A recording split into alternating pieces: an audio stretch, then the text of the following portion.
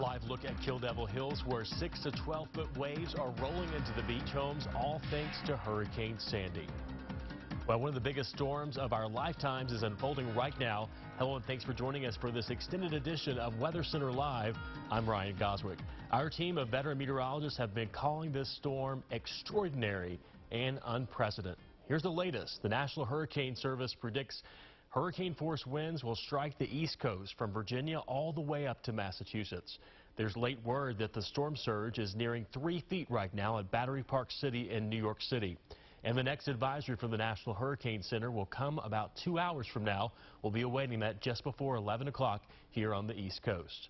From an army of meteorologists out in the thick of it to a team of experts here in our Global Forecast Center, we have team coverage only the Weather Channel can provide you.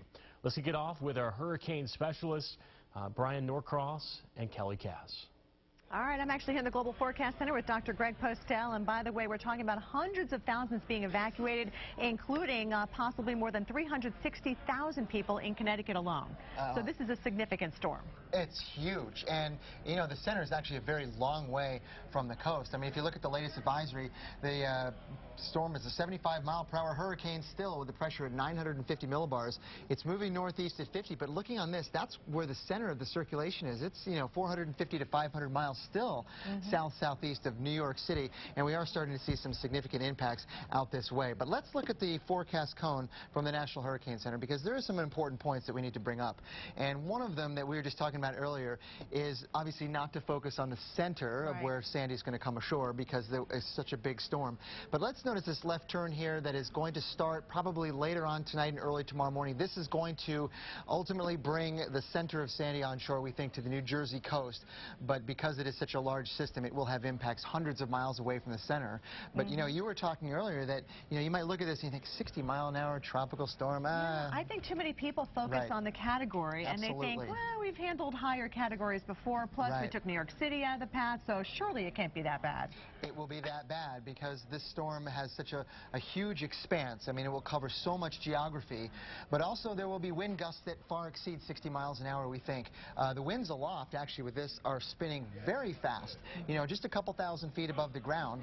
The winds will likely be, in some cases over here, over 100 miles an hour. I can't think how many times in my career I've actually seen the winds at a couple thousand feet above the ground with any kind of storm that fast. So, we could tap some of that down to the ground. We might be able to, and that's kind of the important part about this. There will be some damaging wind gusts likely for a couple of days, after Sandy moves on shore, because what happens is sometimes with some of the rain showers we get, that can actually bring some of those stronger winds aloft closer to the ground, and there might be just enough stirring of the atmosphere, just enough mixing to get some really damaging wind gusts to the ground, and that's another thing to consider. So don't look at the 60-mile-per-hour and think it's not a big deal. Yeah, we're talking about impacts as far west as the Great Lakes with waves of 25 to 30 feet. Yeah, absolutely. And we have some observations out there, and we'll look at that in just a second. But I wanted to bring up this point because Sandy still has some growing to do. I mean, it's not just moving up the coast and it's a dying tropical system or anything like that. This is where the center is, just to give you some reference point. There's some very strong winds right out in here. There's a jet core, jet max, a core of about 90-mile-per-hour winds that's going to rotate in, and what it's going to do is get involved in this entire circulation and help spin things up even more. So that's part of the reason why we think Sandy will strengthen maybe just a little bit more.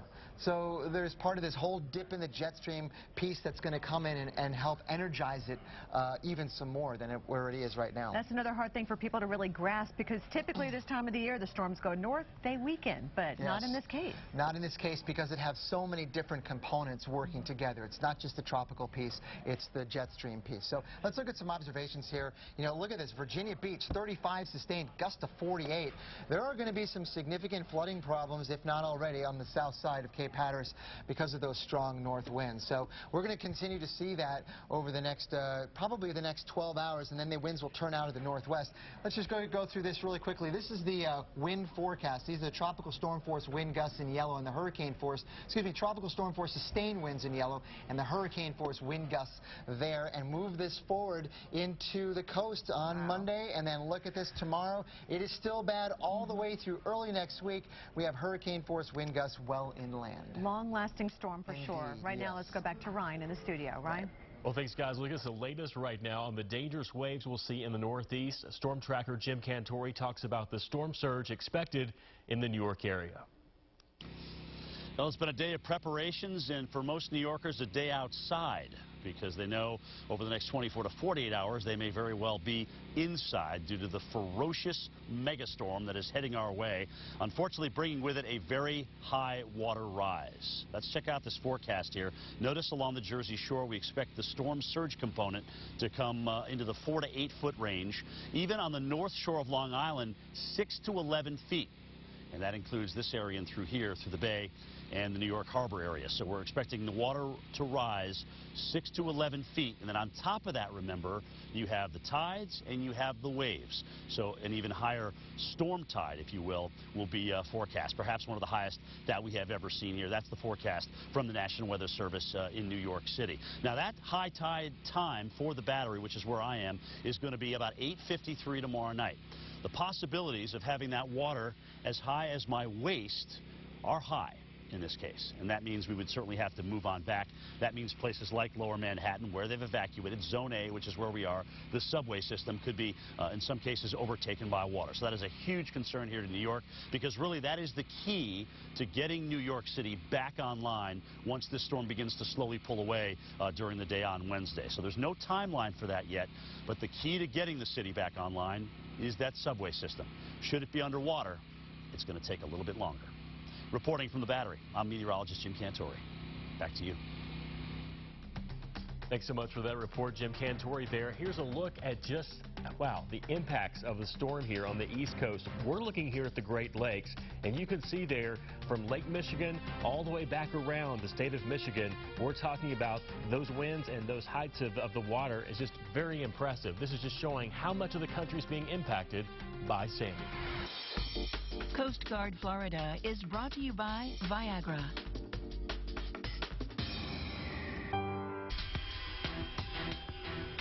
My message to the governors as well as to the mayors is anything they need, we will be there.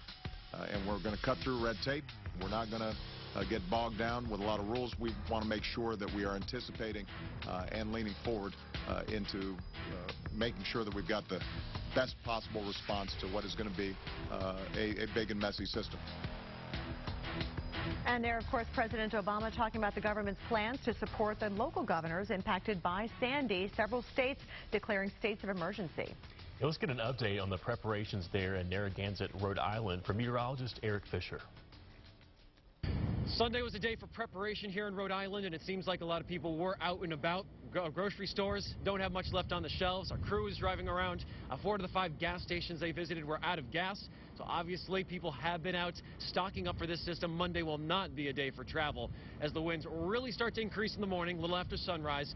The peak is late afternoon toward the evening, where gusts can be over 70 miles per hour. So that is a very significant system for us here, even in southern New England, where they see so many storms, whether it's summer or the winter. And the storm surge 3 to 6 feet, at worst case 8 feet possible in the north end of Narragansett Bay. That means all the low-lying areas will be filling up with that surge. We did talk to a gentleman out here earlier on today. He lives down the street, and he always sees the people come out looking at the waves, but he had some words of caution for the people who do exactly that. It's a little frustrating when you see a storm come. Everybody gets excited because of the weather, but what we look at is the potential of someone dying, and that usually happens after hurricanes. People come down, they go down to the rock area, they're sitting there, wave grabs them, sucks them in, they don't come back out. So the neighbors, most locals are a little upset when they see bad weather for that reason. So the bottom line, every storm, it's common sense. If it seems like it's a bad situation, or you've got something in the back of your mind, maybe I shouldn't be here, you probably got the right inkling there. Follow your senses, and if there are evacuation orders or any issues that's coming down from local officials, make sure you're listening to those.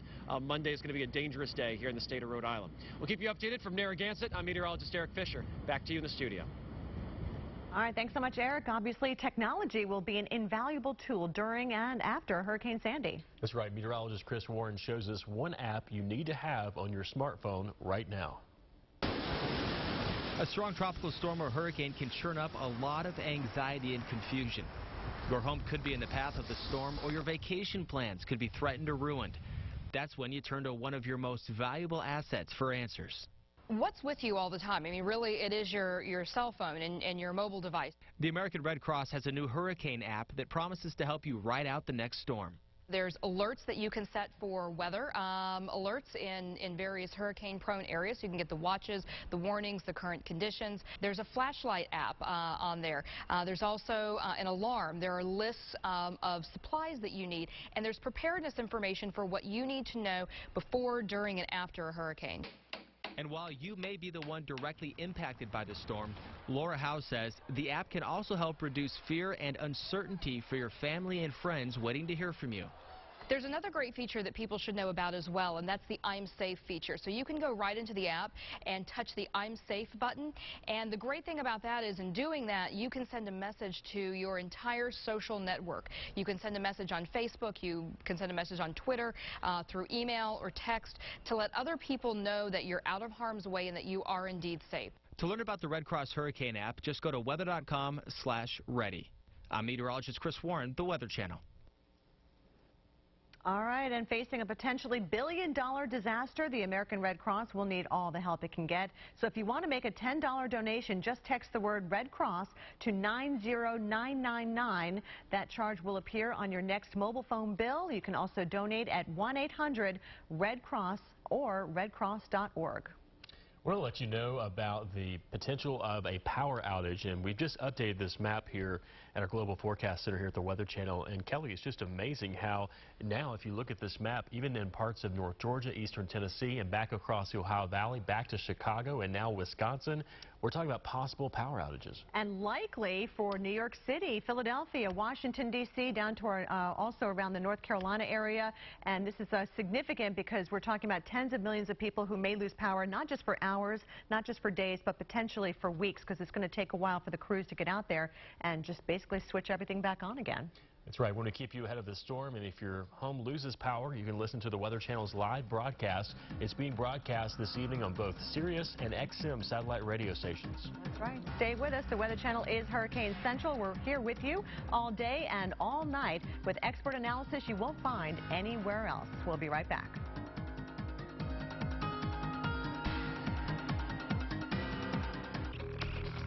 It's a time of celebration for us. It's a time of importance and significance. I know that right now some people in the country are a little nervous about a storm about to hit the coast, and our thoughts and prayers are with the people who will find themselves in harm's way. The presidential candidate Governor Mitt Romney talks about Sandy during a stop today in Findlay, Ohio. It is impacting a lot of the presidential visits right now. You know, Ohio actually could lose power in some parts of the state, too. All right, we're going to talk about New England now, bringing in NECN reporter Jackie Bruno, who's in Chatham, Massachusetts. The water lapping at your feet there, Jackie. It really is. Kelly and Ryan, this wind has been unreal all afternoon and evening long, and the water behind me has really ramped up. It's getting a lot more choppy. In fact, we've seen a few seals even popping up to kind of say hi. They look like they're struggling a little bit in that water. But of course, we know tomorrow is when the worst is still to come, and it will get worse. Locals lined Lighthouse Beach in Chatham, Massachusetts this afternoon to watch the start of a storm, and they were met with walloping winds. I thought it wasn't that big of a deal until I got up here and I saw everything boarded up and feeling this kind of wind already.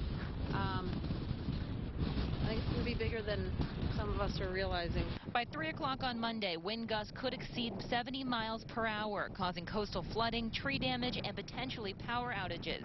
So last-minute shoppers were stocking up on hurricane supplies at the Chatham Village Market. Came in for wine, cheese, crackers. All the essentials. Yeah. A lot of water, a lot of wine, and a lot of bread. And a lot of prepared foods. I've been through preparations and had nothing happen, but I think it's always better to be a little on the safe side. Earlier, stores on Main Street were closing down and boarding up. And of course, this is not the first time Chatham has prepared like this for a storm. These boards have been used before. Earl, Irene, and now Sandy. If you look up and down the street, everybody's, at least on the main street, they're doing pretty well in boarding everything and making sure everything's secure. So that's all we can do. And Chatham's Harbor Master Stuart Smith said boat owners are as ready as they can be. We're always concerned about boats coming off the moorings or sinking and fuel spills and things like that. But we're pretty well prepared here. The mariners did a great job. The boatyards and marinas were diligent about taking care of their customers. This was very well forecasted in advance.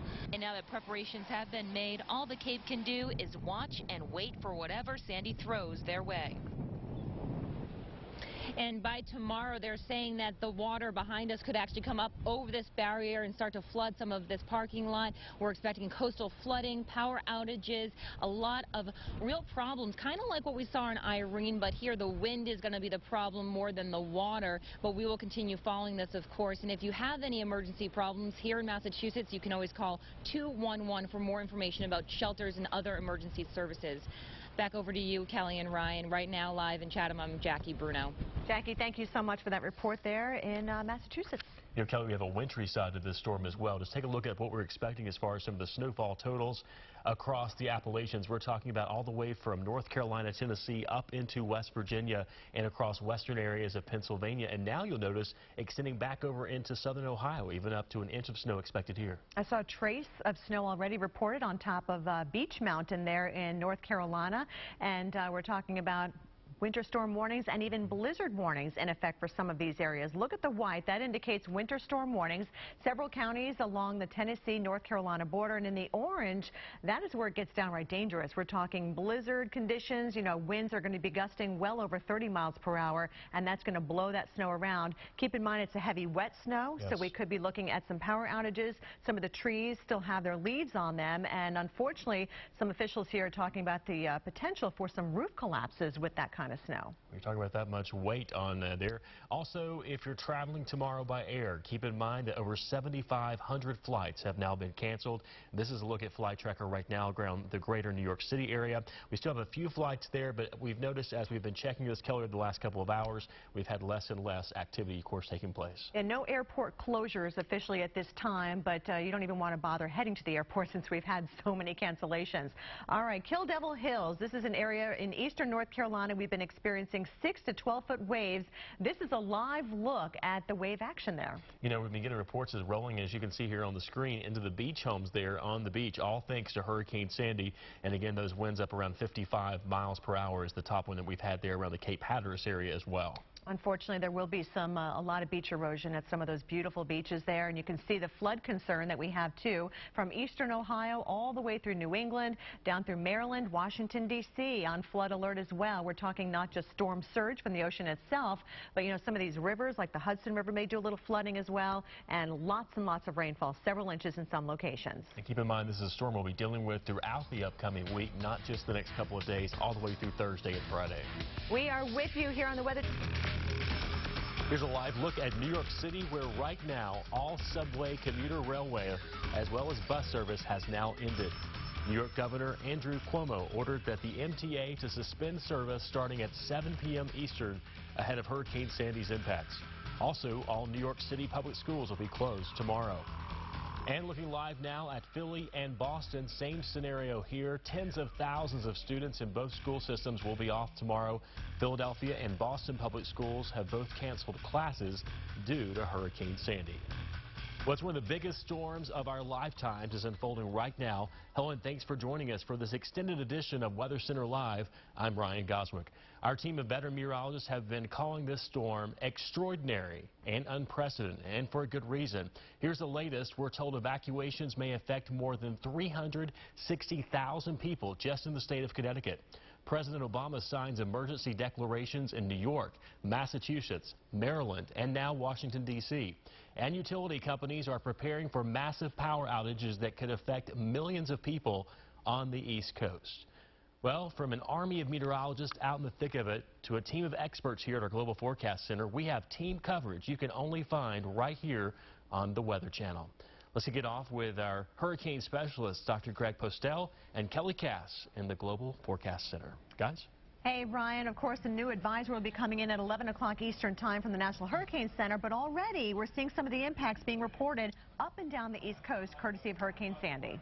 Yeah, it's almost hard to believe that, we're seeing the conditions that we are, gusts of 50 and even 60 miles per hour close to the Outer Banks of North Carolina on up through even close to the New Jersey coast.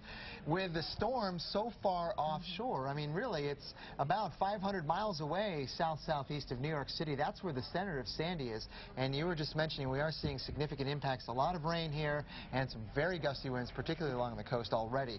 It is a 75-mile-per-hour storm. Pressure is 950 millibars. Wow. That is remarkable, but, it's a good thing that the pressure, in a way, that it's kind of spread out. And that's bad in the sense that it impacts a lot of people, but it also means that maybe, the winds aren't maybe 120 miles an hour or something like that. But still, incredible impacts we'll have to be dealing with. The storm is moving northeast at 15 miles an hour. Northeast for now. For now. That is going to turn later on tonight, and then early tomorrow it's going to turn back to the northwest. So that will be something very crucial to watch over the next 12 hours. And let's look at some wind forecasts or some wind observations right now along the Carolina coast. We were just mentioning some of these winds. Virginia Beach is 34 sustained, gusts to 44, and they're now turning around to the northwest here on the Carolina coast. That is an offshore wind. That's good news for some parts, but not so good for parts of the Outer Banks that have the sound to their northwest, because that will be flooding problems for them when those winds shift around to the northwest. And that same area has already picked up 6 inches of rain, so couple that with the surge that they're getting. That's not good. Exactly. And then moving up the coast,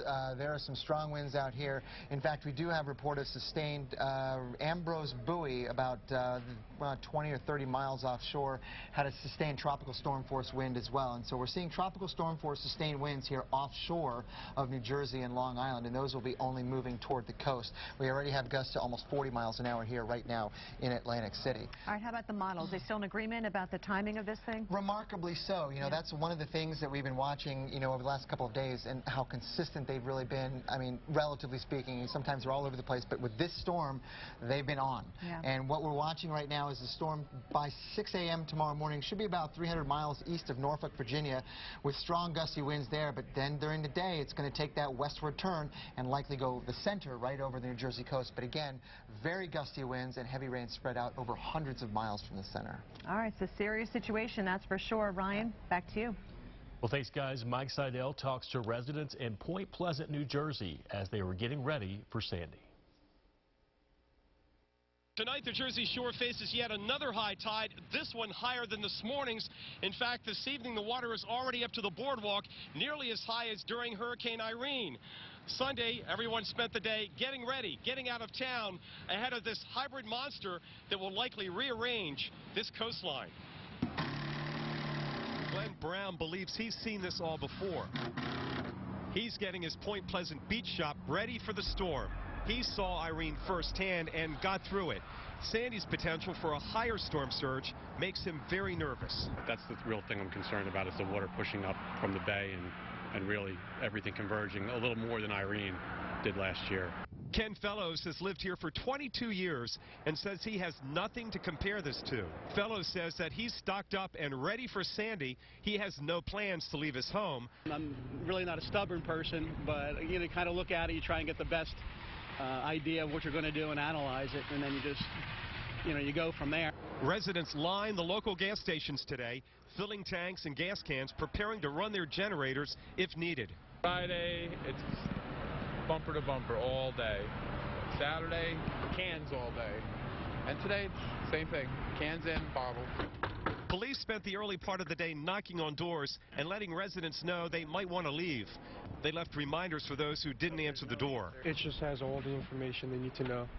Everything, time to evacuate, places to go, shelters. So everything that we can't tell them would be on there for them to know. Yep. The time for preparation is almost gone. For residents here and up and down the coast, the time to hunker down comes next. High tides tomorrow morning and tomorrow night will be much worse. A 4 to 8 foot surge and waves on top of that will destroy this dune and send water into property here on the beachfront. Back to you. Thanks, Mike Seidel, there on the coast of New Jersey with the latest of what's happening on the power outage situation. Take a look here at likely power outages from northern parts of Vermont, New Hampshire, Maine, all the way south now into western North Carolina. But look at the possibility. We're going as far west now as Wisconsin, Chicago, Indianapolis, and as far south and west as the greater Atlanta area. And that, again, is because of the very gusty winds that we're talking about with this storm system. Over 800 miles is what we're talking about. Wow, a big storm, and this will continue to bring us some problems as we go throughout the rest of the week as well. More coverage coming up right here on The Weather Zone. Welcome back to our nonstop coverage of Hurricane Sandy. That's right. We want to talk about the flooding aspect of this storm. We've been talking about the storm surge. Now we'll talk about all the rainfall that we're expecting really in a short period of time to start with. Let's bring in our severe weather expert, Dr. Greg Forbes, in the Global Forecast Center with more on what we can expect. Hey, Greg. Hey, Kelly and Ryan. Things are really going to start to go downhill tonight and be worsening through the day tomorrow, into tomorrow night as well, as Sandy makes a slow creep toward landfall. Take a look. Here we have a couple of bands up on the northwest side of Sandy. This one that's farthest to the northwest there, with a period of heavy rain up into southeast PA, down to east of Baltimore and down to the Virginia Beach area, it separates out the prevailing flow from the north from a little bit stronger winds coming in from the north and east. The real strong winds then are just to the east of this more tropical band, and you can see these bands are going to slowly push west and then up into the mid-Atlantic states as we head a little bit farther on. I want to show you details of this first band. Look how narrow it is, and in places there's two of them, only about 3 miles wide. The next one will have more rain with it. It's a bigger band. I've taken a slice through this one off to the northwest of Virginia Beach. There's two of them, only about 3 miles wide each, and they're not very tall either. Let me tilt this up into the vertical. You can begin to see the structure of this. They're only, the heavy core of the rain is only about 10,000 feet tall. So these are showers. They're not thunderstorms. The whole top is a little over 20,000 feet. These are not the 40,000 foot monster thunderstorms that we sometimes see in the summer, and that's a good thing, because if we had big thunderstorms with that, we'd have a tornado and even a worse wind threat than we're going to have. Here is Sandy, still spiraling a little bit off to the north and east, but that will begin to change, making a left turn by tomorrow night up into New Jersey. Part of that is going to be because of this patch of milky color you see here. That's the wind energy coming in with a maximum. We call it jet streak. That's part of that upper air system that's going to come in, and that's going to interact. It's surging eastbound. Once it gets a little bit farther to the east, it will, on its northeast side there, have southeast winds that will push Sandy back, make it a left turn, push it up into Pennsylvania. This is what we call a negatively tilted trough. Once it does that, northwest to southeast, that's unusual. When the storms do that, it gets a lot of pulling apart of the winds up at the jet stream level. The pressures fall, the air rises, you get a lot of heavy rain. There's a front stalled in there. Moist flow from the north side of Sandy will push into and above the cool air west of that front, making for a lot of rain between now and Wednesday. 4 to 8 inches in many places, some places well over a foot of rain. Localized flooding, river flooding will continue into Wednesday or Thursday, New Jersey, Pennsylvania, Maryland, and even for some of the south and east facing mountains in New England, there could be 2 to 4 inches, perhaps even a little bit more of that, with some minor flooding there. So widespread storm surge, river and stream flooding, flash flooding, and widespread damaging wind gusts. Things are going to go downhill real fast the next 24 hours with Sandy. Let's go back to the studio now. Quickly changing there. Thank you, Dr. Greg Forbes. I want to go now to Jay Gray, who's in Cape May, New Jersey. And Jay, we just had reports of 19-foot waves near your location.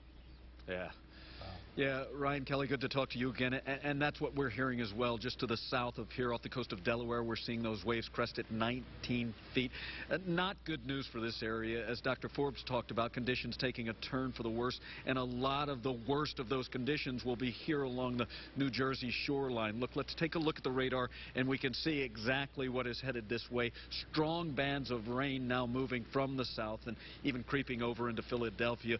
Heavy winds, strong winds, gusts over 35 miles an hour. And again, this is only going to build as this system slowly makes its turn toward landfall and then begins to move into the area here. So we're going to see it progressively get worse over the next 24 hours or more.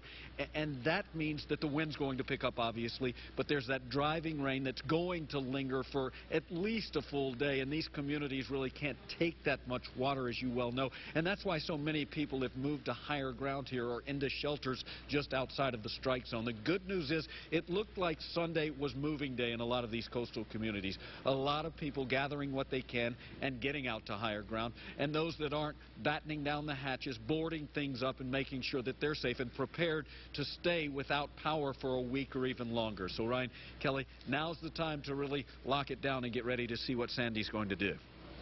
Great advice there. Thanks again. That's Jay Gray. And those waves, they're 19 feet already. Yeah, breaking news, too, just into our breaking weather alert system. Pennsylvania has put 16,000 National Guard troops on standby. So if your home loses power, you can still stay with us. We have live coverage being broadcast there on Sirius and XM. And there's a look at the winds right now, Kelly. You can see Atlantic City gust there to 39. Yeah, those winds are only going to get stronger. Hunker down, everybody. We'll be right back. Well, it's 50 past the hour. Time for your tropical update. I'm Dr. Greg Postel, hurricane specialist, with Michael Lowry, hurricane specialist and storm surge specialist. Formerly worked at the National Hurricane Center to provide a lot of insightful information on some of the marine impacts and coastal impacts that we expect with Sandy. So this is what we have right now. Sandy is a long way offshore, but still producing right now significant impacts along the coast. The center of circulation is right here. It's about 350 miles east of the Carolina coast, right in here, maybe 550 miles away still from New York City. But strong winds and heavy rains along the coast all the way from Carolina all the way up to southern New England. So if you look forward and see what the current observations are down along the coast on North Carolina and nearby regions, Virginia Beach, look at this, out of the north, sustained 34, gust to 44 miles per hour. So look at this. So this buoy right here has a sustained northeast wind at 40 miles per hour. That's tropical storm force with a almost 20-foot wave here at this buoy, 24-foot waves. Huge waves offshore, and with strong north winds here right now, at least an onshore component to the wind, bringing in some strong and dangerous surf onto the Carolinas coast here. And also notice the wind is turning out to the northwest here at Beaufort, North Carolina, with a gust of 43 miles an hour. That could pose significant problems to the southern part of Cape Hatteras. So we're going to bring in Mike, and he's going to talk a little bit about why and what we could expect with that. Yeah, Greg, I mean, during the day today, what we've had is this northeasterly flow, and what it's done is it's built up the surge on the ocean side of the Outer Banks, particularly on the north end, so east of the Albemarle Sound. We've had significant coastal flooding already, overwash of Highway 12 in parts. What's going to happen, though, is overnight the winds will begin to turn. We've already seen that from northeast to the northwest, and what that will do is it will drive the storm surge into the southern part of Pamlico Bay, or Pamlico Sound, so the night isn't over yet for folks south. That's definitely true. They have more significant impacts from storm surge and coastal flooding to deal with. Now let's go up the coast here, and likewise we have northeasterly winds here along the southern New England coast. Newport 15, gust to 24. Atlantic City now 28, gust to 42 miles per hour. So, you know, we're starting to see some water rises already in certain places here. Look at these numbers here. Now explain what the current water rise really is. When we're talking about the water rise, this is the storm component. This is the amount of water that we're getting that's rising as a result of Sandy. So already, Greg, in Atlantic City, we have 2.1 feet. At the Battery, 2.6 feet, almost 3 feet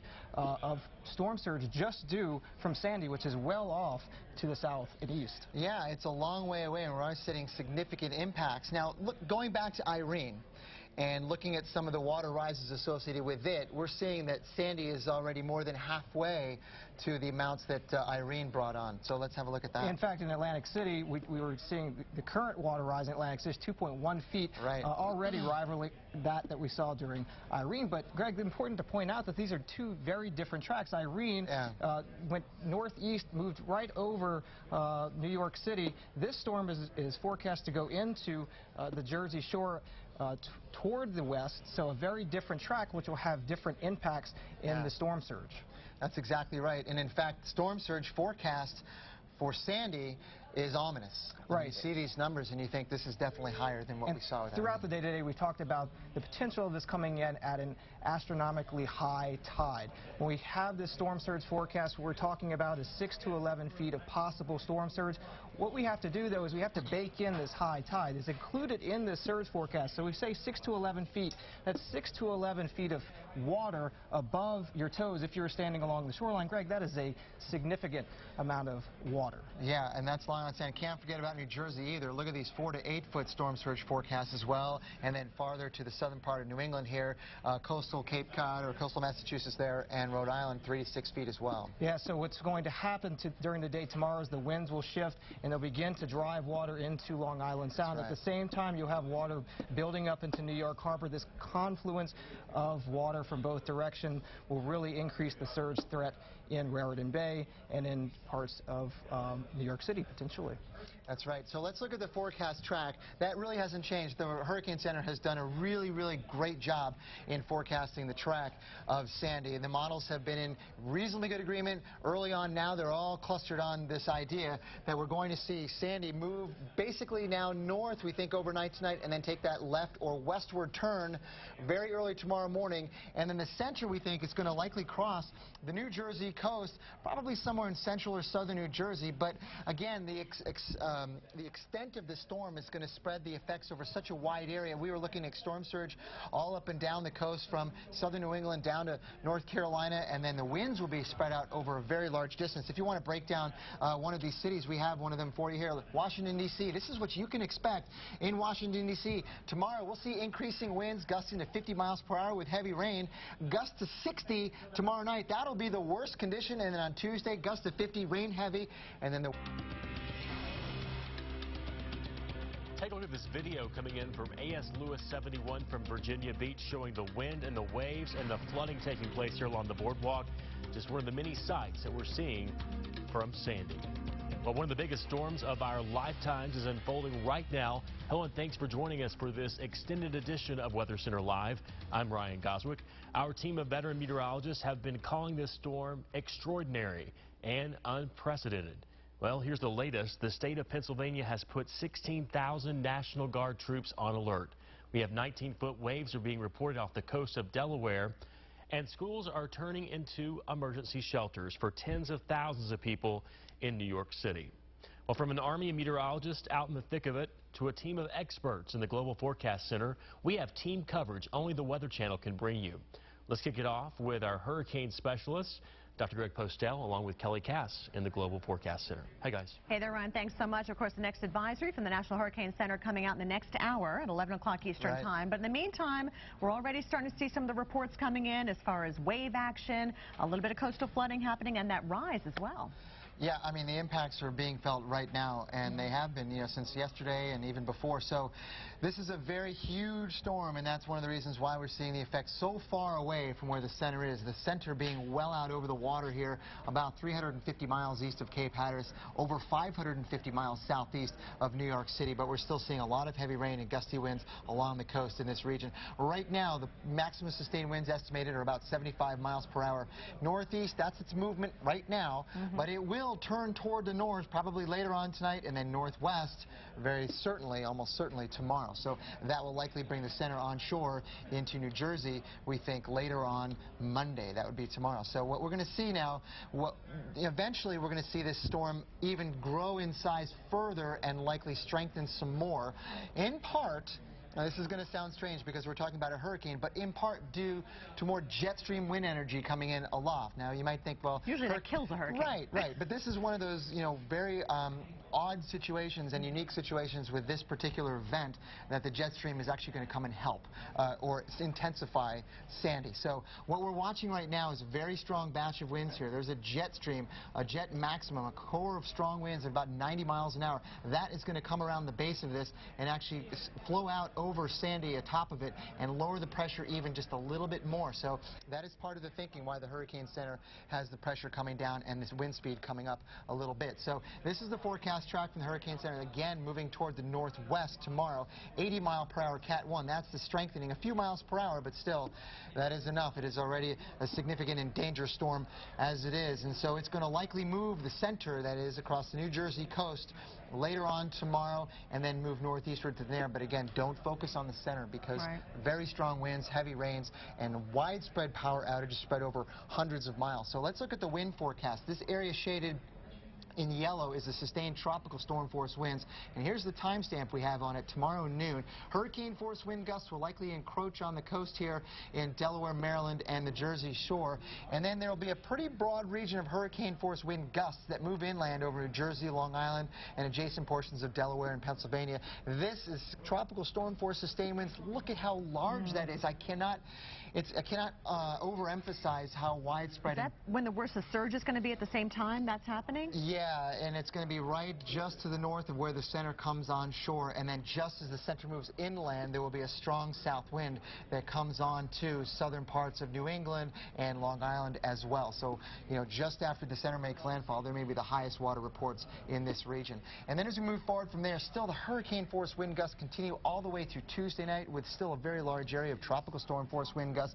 So looking at New Jersey's timing, for example, we still have, look at this on Monday, gusts of 50 to 60, and then tomorrow night over 75-mile-per-hour wind gusts. That will be your strongest winds, we think, tomorrow night in New Jersey. All right, long-lasting storm, that's Indeed. for sure. Yep. All right, let's go back to Ryan now in the studio. Well, thanks, guys. Let's get the latest on the preparations in and around New York City from our storm tracker, Jim Cantori. He's in Battery Park City.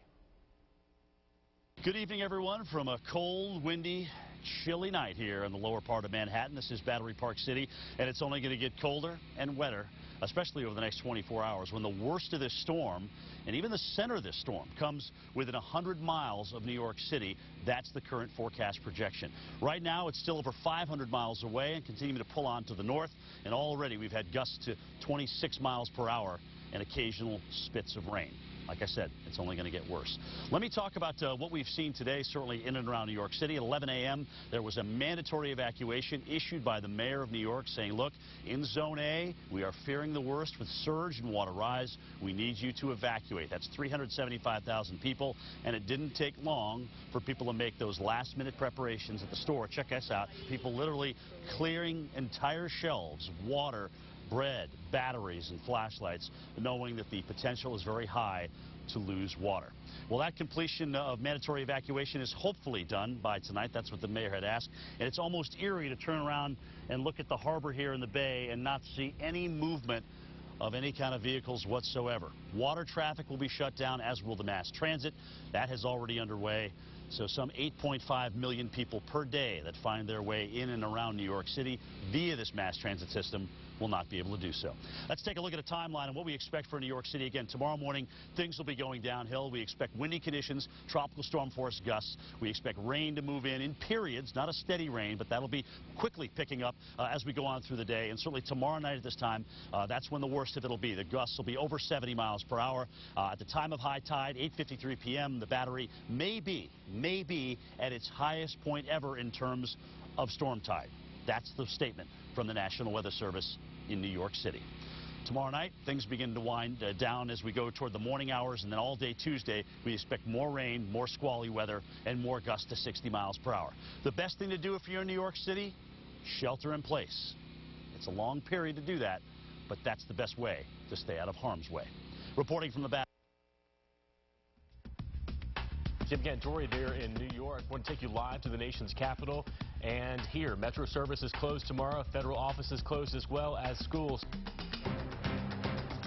Our coverage of Hurricane Sandy continues. It's big. I mean, it's huge. It's going to have a lot of impacts here up and down the East Coast.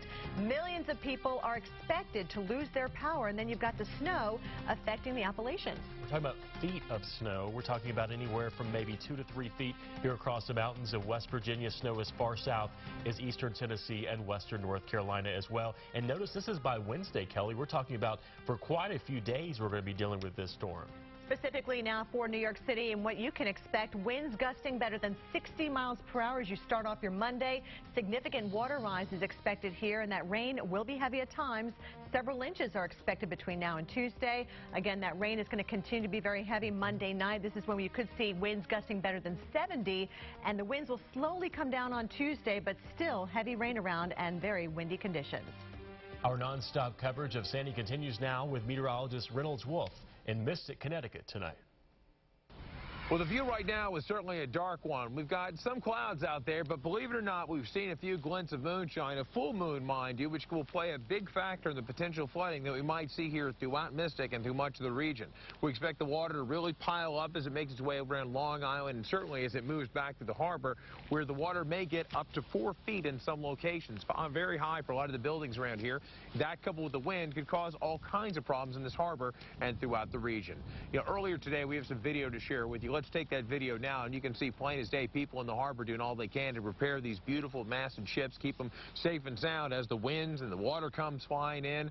And it wasn't only just here in this harbor. In fact, we got some video for you around town in Mystic of people getting the buildings ready, boarding up some windows, doing all they can because they know the winds are going to be strong. They're also dealing with power outages. And I can also tell you that people have been heading to the local hardware stores, where we spoke to one manager, and he said things have been nuts. Well, it's just been a mad rush for everyone in town trying to get prepared for the storm. Everyone's got the right things in mind, coming down for plywoods, duct tape for the windows, masking tape, making sure they're stocked up on their batteries, flashlights, gas cans, any type of fuel to get them through the storm. You know, we talked about the flooding potential. Let's talk a bit more about the wind. We're talking about the potential of having some tropical storm force winds, some gusts rolling through here for 24 to 36 hours. What I can tell you is it's all but a certainty that we're going to see widespread power outages that could affect millions of people. Let's send it back to you in the studio. Thanks so much, Reynolds. You know, the wind field from Hurricane Sandy is about 1,000 miles in diameter, so we are expecting prolonged power outages for tens of millions of people from the mid-Atlantic to the Northeast and even inland. Now, meteorologist Mike Seidel has some tips on what to do if you lose your power. Whether it's a hurricane, a strong windstorm, a tornado, or a significant snow event, power outages often go hand in hand with powerful storms. The clouds got dark, the wind picked up, and that's when we heard the crack. Power outages can occur before, during, or after a storm. Regardless of the type of storm, unfortunately, the results are often the same. Power outages are definitely an inconvenience during a disaster. We've become accustomed to having our electronic devices charged and watching television. But if you're prepared in advance, you can get through a power outage. If you're anticipating a storm that might knock out your power, there's some things you can do in advance. One of them is to make sure you have a cooler full of ice to make sure you preserve your food. You can also have a preparedness kit, including items like flashlights or water. And last, you can download some of the American Red Cross apps that are available that provide preparedness information available for iPhone and Android devices. And once you're in the thick of the storm and your electricity goes out. If you're in the middle of the storm and the power goes out, the best thing you can do is keep your refrigerator and freezer closed. This will preserve your food that's in the refrigerator or freezer for as long as possible. And once the storm has passed, the most important thing after a power outage is food spoilage. A refrigerator can keep food cold for about 4 hours. A freezer, if it's full of food, can keep it frozen for about 48 hours. But the important thing to know is when in doubt, throw it out. It's not worth getting sick over. For the Weather Channel, I'm meteorologist Mike Seidel. All right, once again, we're talking about tens of millions of people in the dark, perhaps even longer, a couple of weeks. You know, this map, we've been updating it throughout the evening. We're talking about as far west now as Chicago, Indianapolis, and down as far south as Atlanta, Georgia now could see some of those power outages. Those are possible. But, Kelly, look at the likely area. A lot of real estate here from Pittsburgh and along the coast all the way up into southern parts of Maine. Good chunk of the I-95 corridor and all of the New York State Thruway there. And, of course, we want you to be taking action. Of course, a lot of your preparation should be completed by now. I'd say no traveling if you're in the Jersey area or down towards Baltimore, Delaware as well. Up to upstate New York, you probably still have a little bit of time to take action, but please hunker down and be safe as our coverage of Sandy continues. Humans. One day we're coming up with the theory of relativity, the next, not so much. But that's okay. You're covered